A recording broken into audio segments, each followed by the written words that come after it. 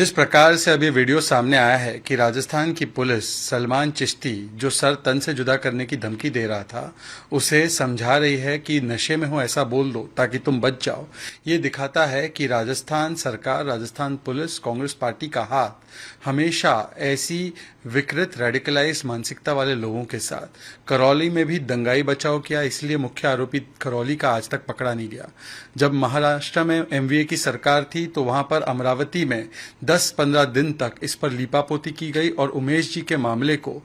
Theft का मामला बताया गया और दबाने की एक कोशिश की गई, वहां पर भी लीपापोती करने की कोशिश की गई। आपने देखा है कि किस प्रकार से जब कन्हैयालाल जी का मामला सामने आया तो कन्हैयालाल जी पर उनको प्रोटेक्शन देने के बदले, उनको सुरक्षा देने के बदले उल्टा उन्हीं को जेल में डाल दिया और उनके आतंकियों को, उनके जो एग्जीक्यूशनर्स थे उनको खुली छूट दी गई। ये वही लोग हैं जो पीएफआई को खुली छूट देते हैं मार्च निकालने के लिए कोटा में, और किस प्रकार से हिंदू समुदाय पर 144 लगा देते हैं नववर्ष की यात्रा पर। तो तुष्टीकरण की राजनीति में इस प्रकार से राजस्थान सरकार और राजस्थान पुलिस लीन हो चुकी है कि आज एक अपराधी को बचाने के लिए खुद राजस्थान पुलिस, जो कि अशोक गहलोत जी के तहत आती है, वो खुलेआम सरेआम कैमरे पर उनको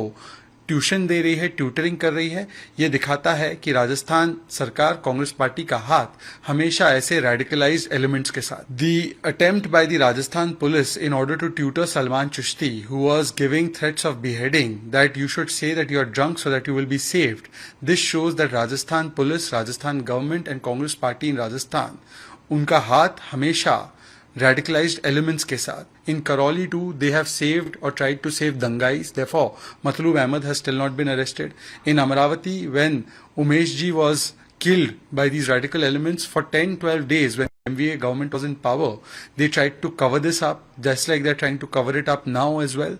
The manner in which they have tried to even protect and save the ISIS-style executioners in Kanhaiya Ji's matter, they did not give any protection to Kanhaiya Ji, but instead the ministers of Rajasthan government tried to cover up for the act of Islamic radicalism. This shows that Congress party and Rajasthan police and Rajasthan government, who are functioning under Mr. Gehlot, who is the Home Minister, always attempt to save the Atankis, save the Dangais and save the Apradhis, and therefore, in the name of vote bank politics, this is being done to save the accused rather than to ensure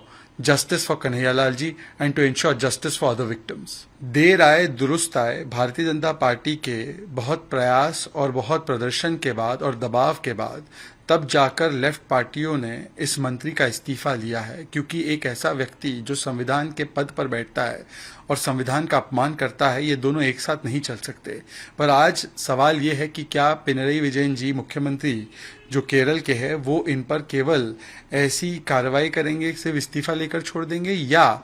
अपमान किया है जो उन्होंने संविधान का, जो कि prevention of national honour act के तहत भी अपराध बनता है, और जो उन्होंने अपमान किया है बाबा साहेब आम्बेडकर का, उनके ऊपर और भी कानूनी और दूसरी कार्रवाई की जाएगी या नहीं की जाएगी, ये सवाल बनता है। तो आज उन्होंने दबाव में आकर एक तो कार्रवाई की है, परंतु पूरी कार्रवाई क्यों नहीं की, और क्यों अब भी ऐसे लोगों को बचाया जा रहा है। और लेफ्ट पार्टीज में तो आम तौर पर संविधान का विरोध करने वाले, जो आर्मी का विरोध करने वाले, भारत की अलग अलग संस्थाओं का विरोध करने वाले, ऐसे कई लोग हैं जो बार बार एक व्यक्ति के विरोध में, देश विरोध में खड़े हो जाते हैं। तो क्या ये मानसिकता के खिलाफ भी कार्रवाई करेगी लेफ्ट पार्टीज, ये भी सवाल है। देखिए, जिस प्रकार का बयान महुआ मित्रा का आया है मां काली को लेकर, ये करोड़ों श्रद्धालुओं की भावनाओं को आहत करने वाला बयान है। पर दुख की बात यह है कि टीएमसी ने केवल हुस्न अफरोजी के लिए, केवल कॉस्मेटिकली उन्होंने उनके खिलाफ ट्वीट कर दिया है कि हम इससे इत्तेफाक नहीं रखते। परंतु सवाल ये पैदा होता है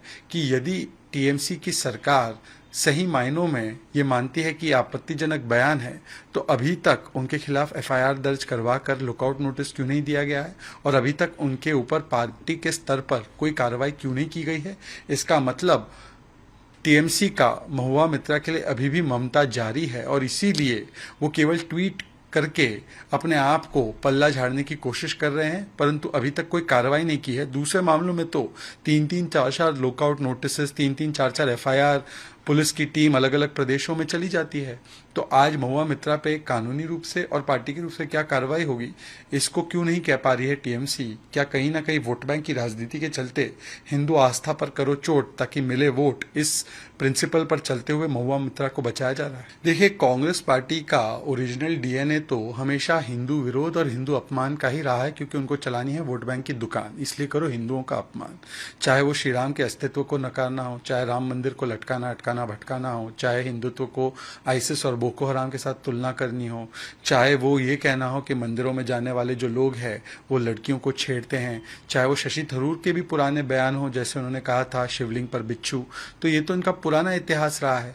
अगर कांग्रेस पार्टी वाकई इन बयानों से किनारा करती है, इन बातों से अग्री नहीं करती है, तो बताएं कि हिंदुत्व को अपमान करने वाले राहुल गांधी पे क्या कार्रवाई करेंगे, हिंदुत्व टेरर की तरह है ये कहने वाले चिदम्बरम जी और सुशील कुमार शिंदे जी पर क्या कार्रवाई करेंगे, राम जी के अस्तित्व को नकारने वाली सोनिया गांधी उस समय इंचार्ज थी, यूपीए को चलाती थी, उन पर क्या कार्रवाई करेंगे? और आज जो शशि थरूर ने महुआ मित्रा के बयानों को सही बताया है, उनको आड़ दी है, उनको कवर फायर दिया है, तो शशि थरूर जी के खिलाफ क्या कार्रवाई करेंगे? वरना ये ऐसा लगता है कि दोनों चीजें साधने की कोशिश की जा रही है। कांग्रेस पार्टी एक तरफ तो बताती है कि हम लोग इन बयानों के साथ नहीं हैं, और दूसरी ओर वोट बैंक को खुश करने के लिए ऐसे बयान भी दिलवाती है।